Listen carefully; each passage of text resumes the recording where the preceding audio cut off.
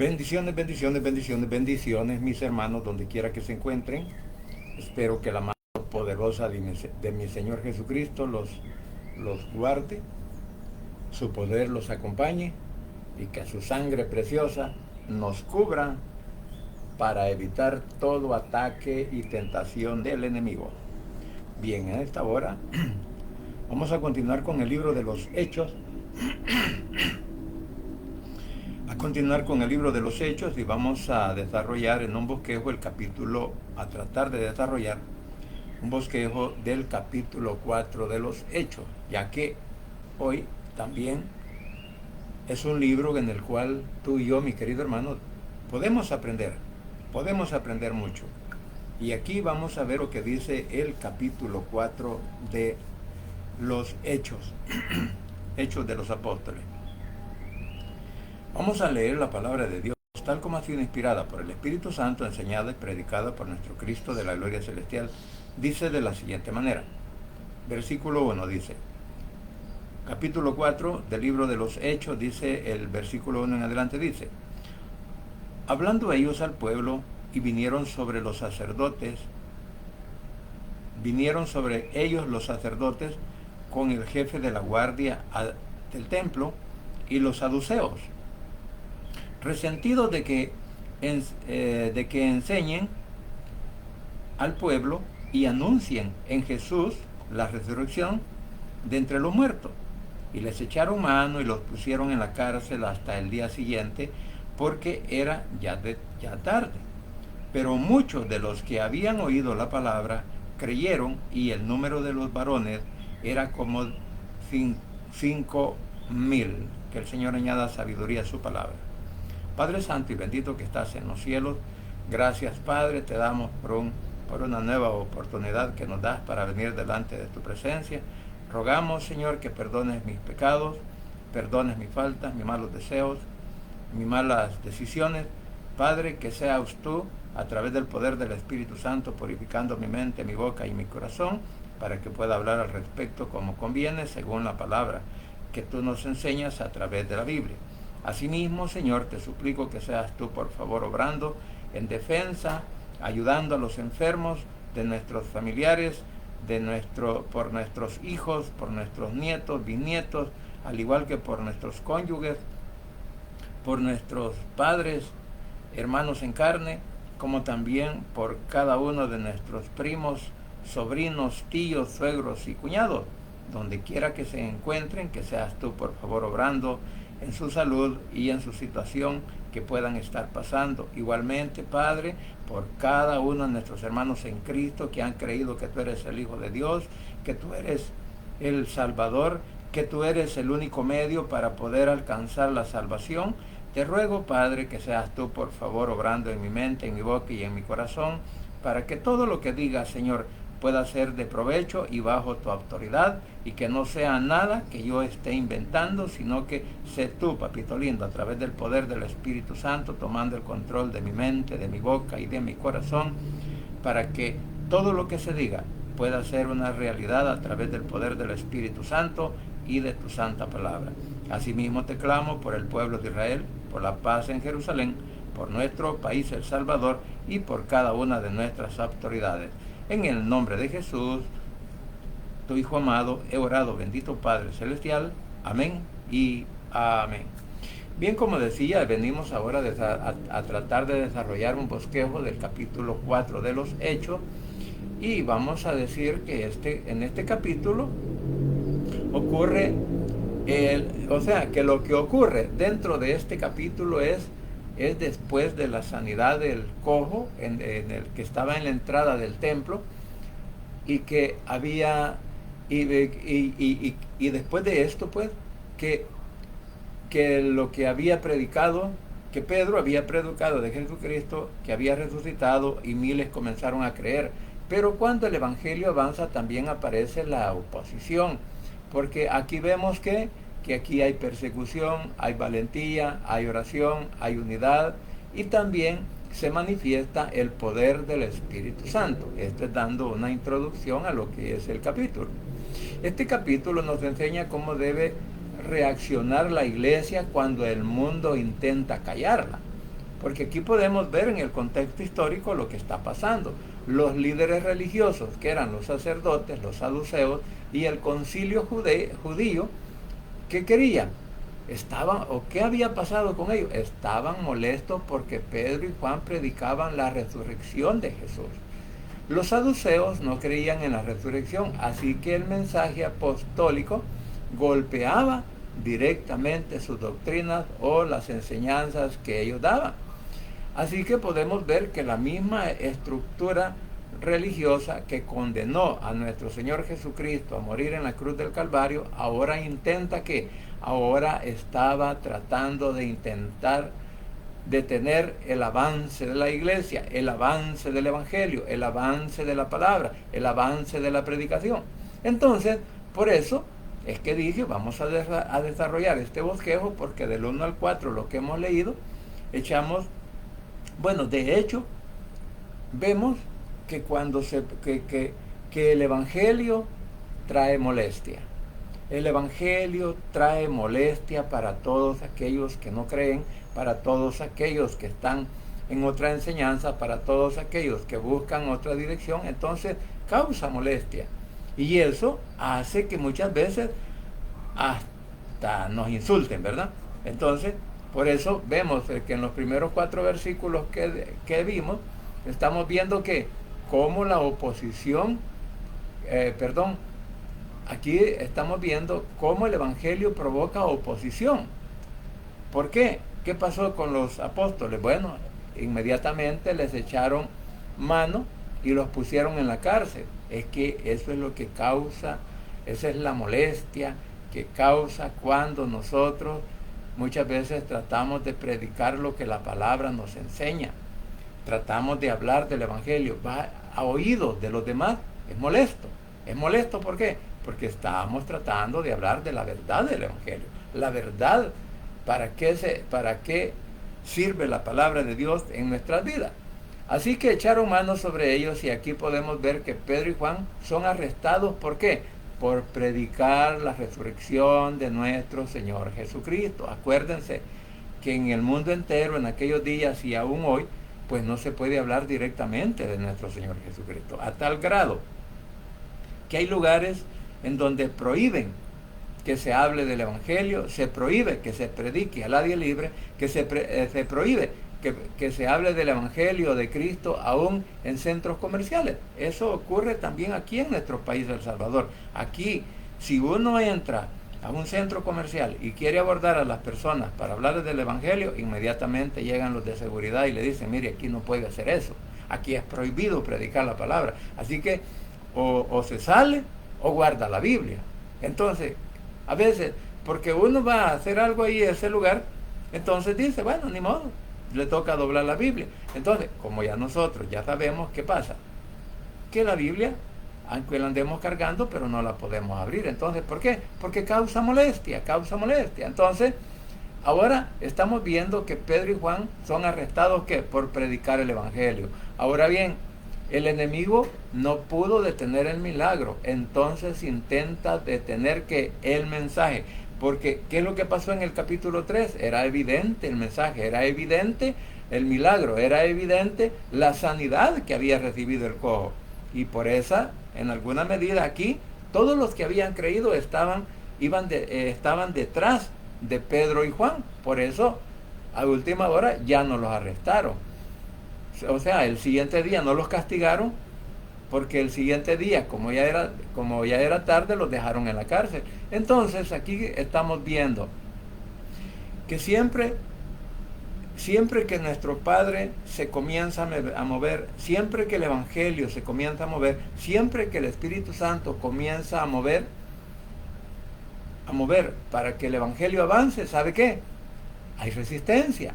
Entonces, primero, hay resistencia, hay críticas, hay ataques, hay persecución o intentos de intimidación, porque muchos, eso es lo que aún hoy en día tratan de hacer. No, dice que ustedes, que no sé qué, que aquí, que allá, que están hablando otra doctrina. Claro, cuando yo no conozco la de la Biblia, cuando yo ni siquiera he leído una tan sola vez los 66 libros de la Biblia que nosotros leemos, claro, va a haber oposición. ¿Por qué? Porque hay un desconocimiento de la palabra. Y eso es lo que atrae la controversia, y eso es lo que atrae las críticas, eso es lo que atrae, porque como cada quien habla lo que sabe, habla de lo que entiende, pero que sea a ciencia cierta, incluso lo que yo estoy diciendo, una verdad, que sea una verdad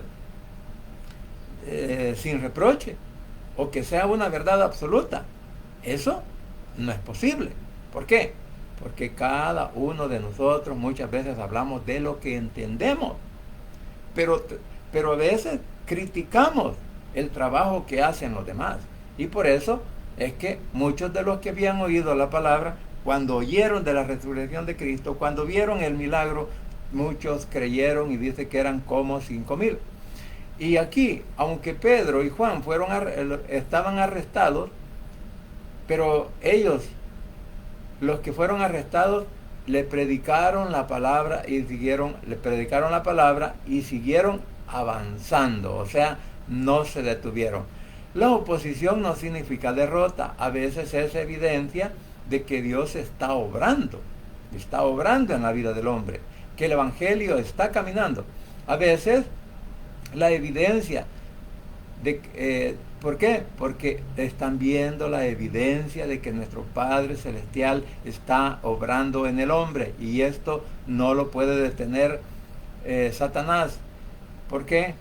Porque Satanás teme a una iglesia que predica con autoridad y que exalta a nuestro Señor Jesucristo. Por eso nosotros no debemos de callar por miedo a las críticas, al rechazo, ni a las burlas, ni mucho menos a las amenazas. Tenemos que seguir predicando la verdad.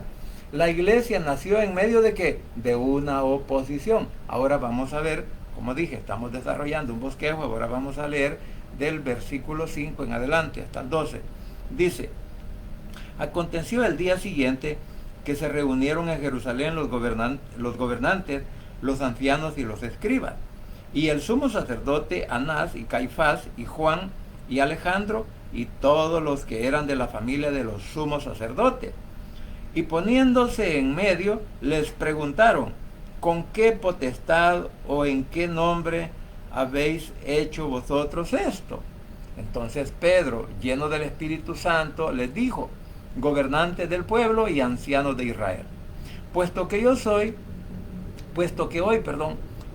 hoy se nos interroga acerca del beneficio hecho a un hombre enfermo, de qué manera éste haya sido sanado.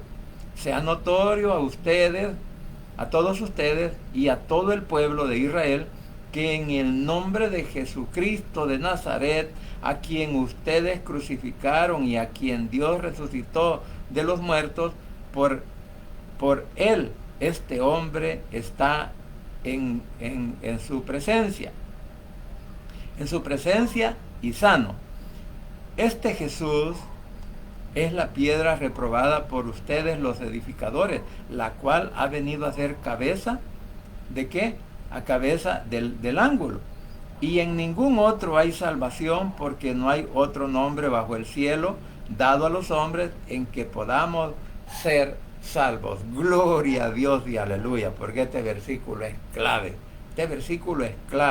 Porque no hay salvación en otro nombre, sino solamente en nuestro Señor Jesucristo. Por eso digo, es clave. Ahora bien, Pedro, ahora con valentía, ahora con valor, con determinación, con toda la autoridad que da el Espíritu Santo y que nos da la palabra, comienza a predicarles. No comienza a predicarles, sino que sin temor alguno comienza a decirles, a reprocharles y a decirles todo lo que habían hecho los religiosos en ese momento para quitarle la vida a nuestro Señor Jesucristo. Entonces, el mismo Pedro que había negado a Jesús, ahora predica ¿con qué? Con valentía. ¿Por qué cambió? Porque ahora está lleno de ¿qué? Del poder del Espíritu Santo. Recuérdese que en determinado momento, por eso Jesús les dijo: esperen ser bautizados con el poder del Espíritu Santo, y entonces van a ser mis testigos. Así que entonces Pedro, pues ya lleno del poder del Espíritu Santo, comienza a aclarar que el milagro fue hecho ¿por quién? Por nuestro Señor Jesucristo. Y luego proclama una de las declaraciones más poderosas de toda la Biblia, que cuando dice, por eso dije, el versículo 12 es clave, porque dice, en ningún otro hay salvación. Entonces, la salvación procede únicamente y exclusivamente de mi Cristo celestial, porque mi Padre lo envió ¿a qué? A eso, lo mandó al mundo, y que el mundo creyese y que fuera salvo por él. Por eso él tiene que llegar a las consecuencias de morir en la cruz del Calvario. Entonces, aquí podemos ver algo bien importante, que Cristo no es un camino, Cristo es el camino. O sea, que podríamos decir, ¿verdad? Como algunos piensan, ¿no? Que todos los caminos llevan a Roma, ¿no? Que todas las religiones son buenas, ¿no? Que todo lo que cualquiera predica, aunque esté equivocado, no es saludable, porque todos adoramos al mismo Dios. Eso es mentira. Y eso no es una verdad. Esa es una verdad a media. Si bien es cierto, todos podemos utilizar la Biblia, porque aquí hay un detalle. Todos podemos utilizar la Biblia y hacer un mensaje, hacer una meditación, aunque a veces solo leamos la palabra, la cerremos y comencemos a dar un discurso, porque muchas veces se convierte en discurso, no se convierte en una enseñanza, no se convierte en algo espiritual, sino en un discurso. Por eso, lo que podemos ver aquí, que el que transforma al hombre, su mente y su corazón, es el poder del Espíritu Santo. Y aquí pues estamos viendo que Pedro, después de ser un cobarde, ahora es un valiente.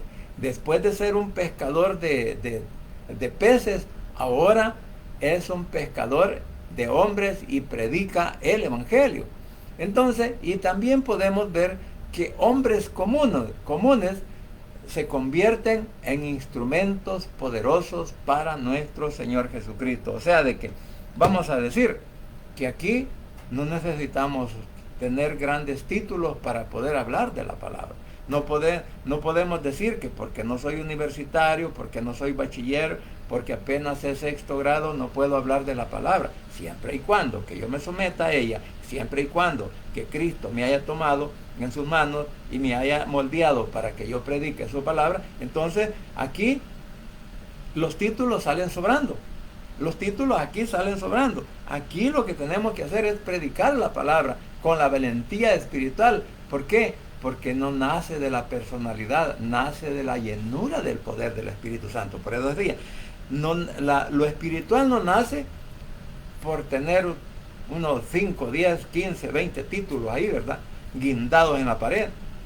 No nace de eso, sino que nace de la llenura del poder del Espíritu Santo cuando yo me someto a la palabra, cuando yo me someto a mi Señor Jesucristo, cuando yo me estoy sometiendo a la dirección del Espíritu y de la palabra. Entonces, es ahí cuando Cristo obra, es ahí cuando nuestro Padre nos toma y comienza a dirigir nuestras mentes y corazones. O sea, que nos damos cuenta que en realidad el Evangelio lo que hace es transformar al hombre.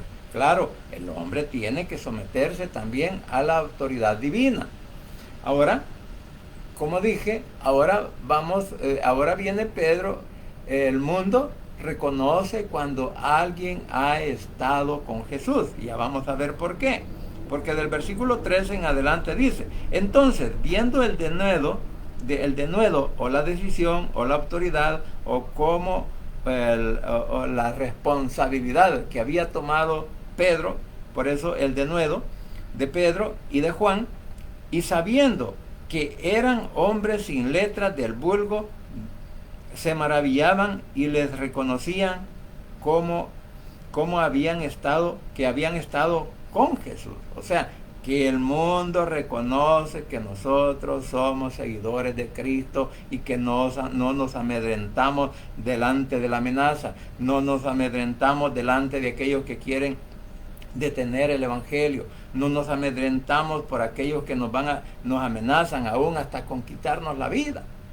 Porque esto ha ocurrido y seguirá ocurriendo en el mundo entero hasta que venga nuestro Señor Jesucristo a poner en orden todas las cosas sobre la tierra. Esto va a seguir pasando. Mientras Él no venga, la iglesia y todo creyente va a tener que sufrir algún tipo de persecución, algún tipo de amenaza, e incluso pues lo pueden meter preso, ¿no? Por eso dice en el 13, entonces viendo el denuedo de Pedro y de Juan, y sabiendo que eran hombres sin letra y del vulgo, o sea, como quien dice de la chusma, ¿verdad? Así como nos llaman algunos, que ustedes son de la chusma, dice, pero de la chusma de Jesucristo.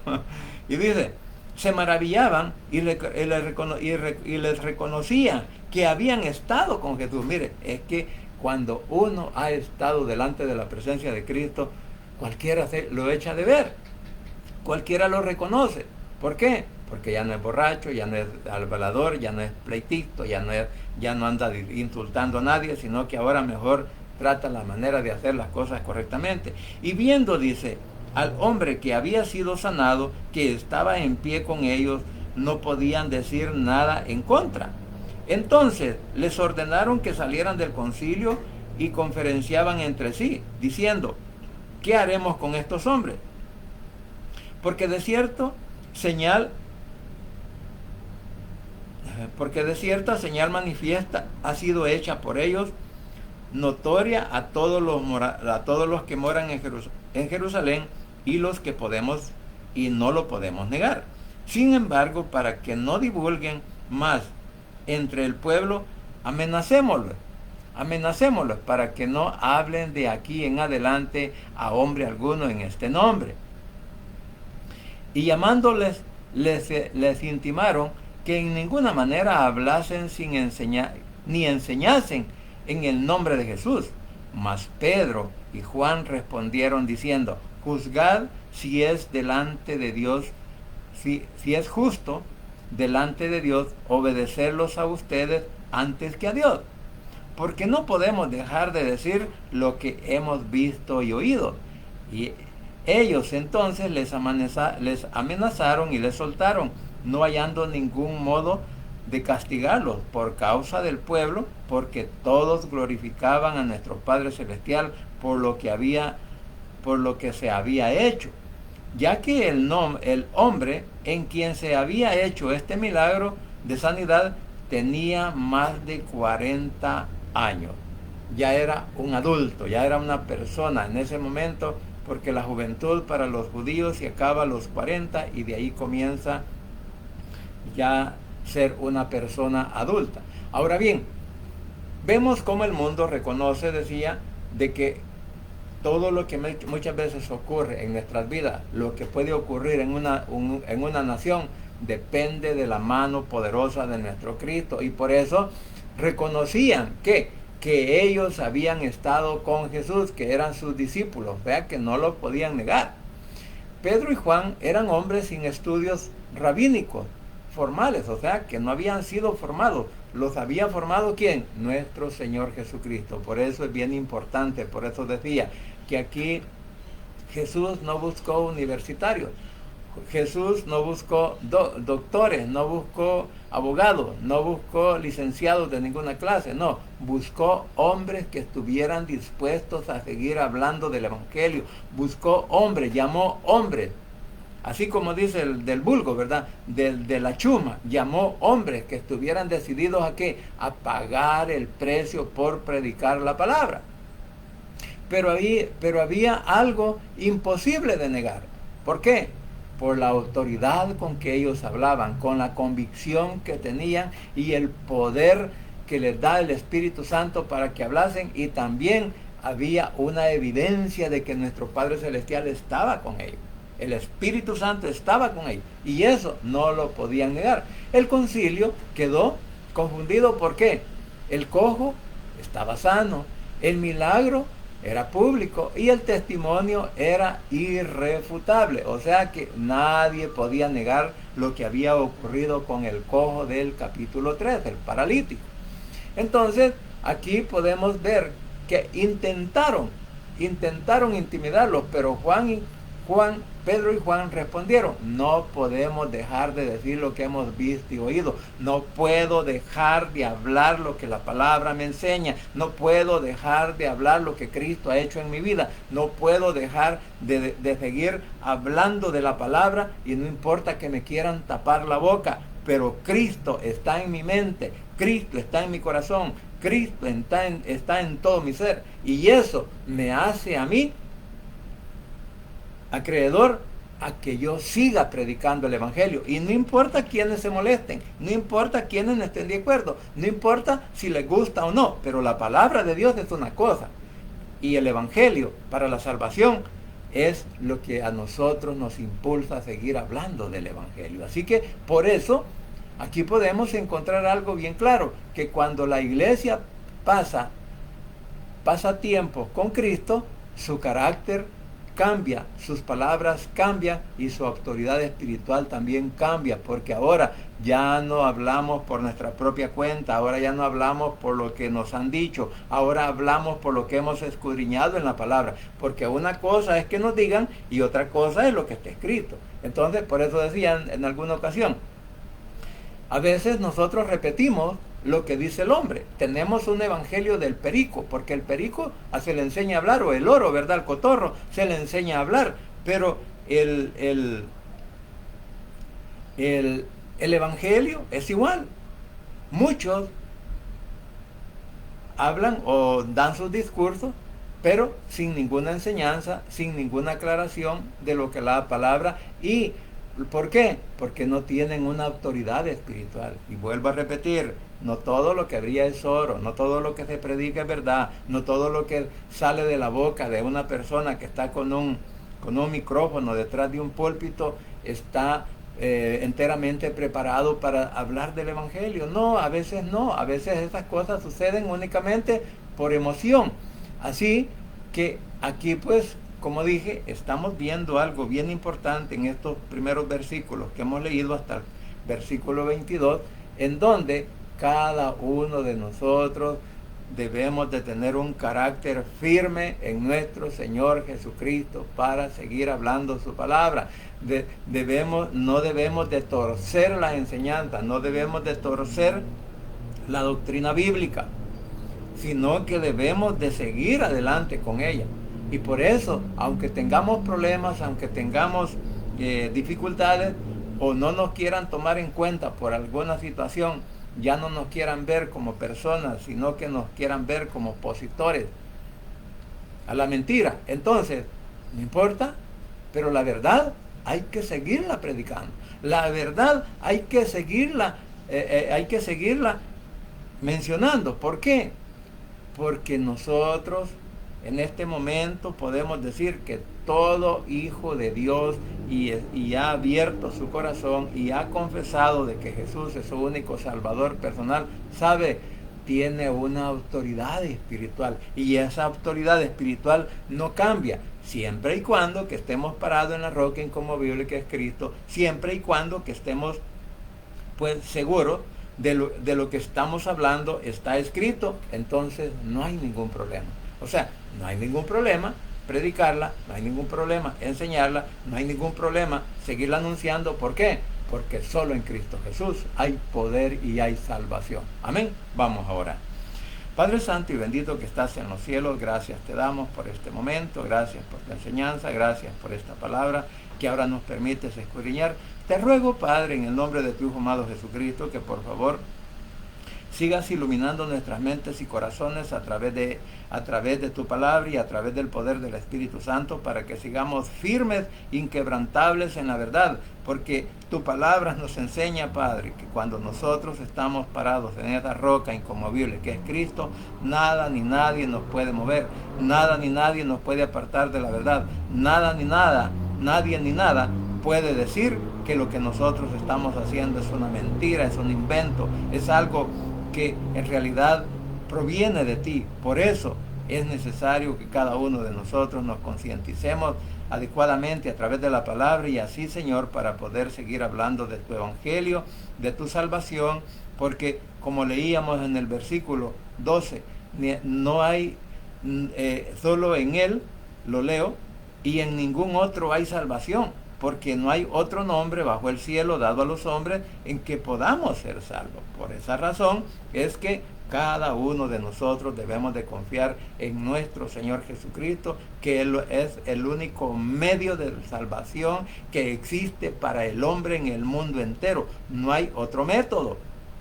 porque nosotros no somos salvos por iglesia, no somos salvos por seguir a un predicador, por seguir a una persona. Somos salvos por creer en el Evangelio de Cristo, por creer que Jesús murió en la cruz del Calvario y nos dio esa oportunidad de vida eterna, porque ahí pagó por nuestros pecados, ahí pagó por nuestras rebeliones, ahí pagó por nuestra incredulidad, y ahora tenemos la oportunidad de vida eterna porque creemos que Él es el único medio para salvación. Padre, gracias pues te doy por este momento, gracias por este versículo que hemos leído, y gracias también, papito lindo, porque hasta aquí tú sigues siendo fiel con cada uno de nosotros. Asimismo, quiero suplicarte que toques mentes y corazones de nuestras familias, de nuestros amigos, de nuestros vecinos, de nuestros compañeros de trabajo y compañeros de estudio, o con todos aquellos que tenemos la oportunidad de tener una amistad, que seas tú, por favor, obrando en sus mentes y en sus corazones, para que en esta hora, mi Señor, sientan esa necesidad de reconocerte a ti como Salvador personal, repitiendo esta oración de la siguiente manera: Señor Jesús, en esta hora vengo delante de tu presencia, abro mi corazón y confieso con mi boca que tú eres mi único y suficiente Salvador personal. Creo que eres Dios, que moriste en la cruz y que resucitaste al tercer día. Padre, me arrepiento, soy pecador.